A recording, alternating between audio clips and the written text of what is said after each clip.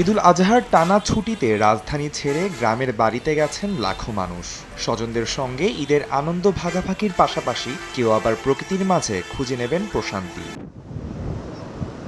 সম্ভাব্য ভ্রমণ পিপাসুদের আগমন বিবেচনায় এরই মধ্যে কক্সবাজার, সিলেট ও রাঙামাটির মতো জনপ্রিয় পর্যটন এলাকায় প্রস্তুতি নিয়েছে পর্যটন ব্যবসায়ীরা। কক্সবাজারে হোটেল, মোটেল ও রিসোর্টের ৮০% কক্ষই বুকড। হিমছড়ি, ইনানি, মেরিন ড্রাইভও প্রস্তুত পর্যটকদের জন্য। মিউজিক সহকারে ফুডের যেই আমাদের শপগুলো আছে সে প্রত্যেকটা শপেই অ্যাক্টিভ থাকবে। পাশাপাশি কিডসরা যাতে রাত 11টা পর্যন্ত তাদের যে আনন্দময় ঘনমুহূর্ত যাতে উপভোগ করতে পারে সেই ধরনেরও ব্যবস্থা আমরা রেখেছি। ঈদের 2 দিন পর থেকে মূলত আমরা বুকিংটা পাচ্ছি। এটা হলো 9 তারিখ থেকে।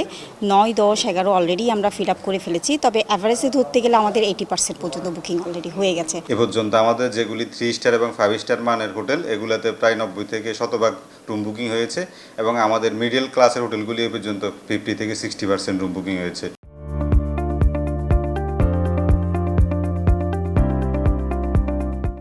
সিলেটে এবার 5 লাখ পর্যটক সমাগমের প্রত্যাশা হোটেল রিসোর্ট মালিকদের। রাঙামাটির হৃদপাড়ের রিসোর্টগুলোতে এরই মধ্যে 100% বুকিং হয়ে গেছে।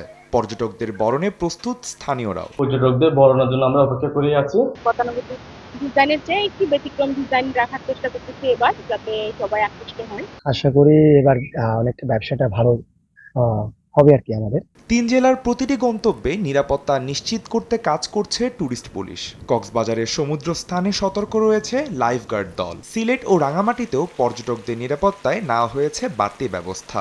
আমরা 3 স্তরের একটি নিরাপত্তা ব্যবস্থা নিয়েছি। যেসব অঞ্চল আসলে অপরাধপ্রবণ কক্সবাজারে, সেগুলোতে আমরা এবার বিশেষভাবে আমাদের টহল টিম এবং মোবাইল টিম রাখবো।